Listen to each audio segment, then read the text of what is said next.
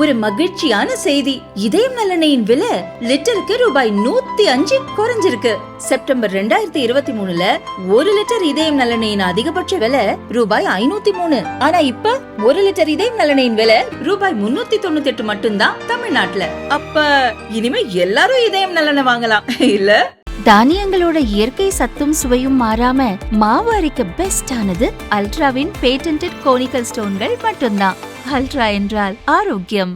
சென்னை தலைமைச் செயலகத்தில் முதல்வர் ஸ்டாலின் தலைமையில் தமிழக அமைச்சரவை கூட்டம் நேற்று நடந்தது. இதில் தமிழக விண்வெளி தொழில் கொள்கைக்கு அமைச்சரவை ஒப்புதல் அளித்தது. இதனால் தமிழகத்துக்கு வரும் 5 ஆண்டில் 10,000 கோடி ரூபாய் முதலீடு கிடைக்கும், சுமார் 10,000 பேருக்கு வேலை கிடைக்கும் என தமிழக அரசு தெரிவித்துள்ளது. இந்த தொழில் கொள்கை ஸ்டாலின் குடும்பத்துக்கு மட்டுமே பலன் கொடுக்கும் என தமிழக பாஜக முன்னாள் தலைவர் அண்ணாமலை தெரிவித்துள்ளார். இதுகுறித்து அவர் கூறியதாவது, முதல்வர் ஸ்டாலின் மருமகன் சபரீசன் விண்வெளி தொழில்நுட்பத்துறை சம்பந்தமான ஸ்டார்ட் அப் நிறுவனத்தை தொடங்கியதில் இருந்தே இந்த விண்வெளி கொள்கை எதிர்பார்க்கப்பட்டதுதான்.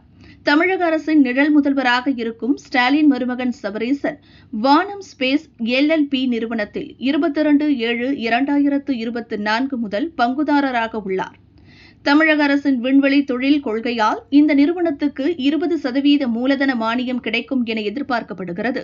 எனவே இதை கோபாலபுரத்தின் தொழில் கொள்கை என அழைப்பதே பொருத்தமாக இருக்கும். தமிழகம் போதிய முதலீடுகள் இல்லாமல் பாதிக்கப்பட்டுள்ளது.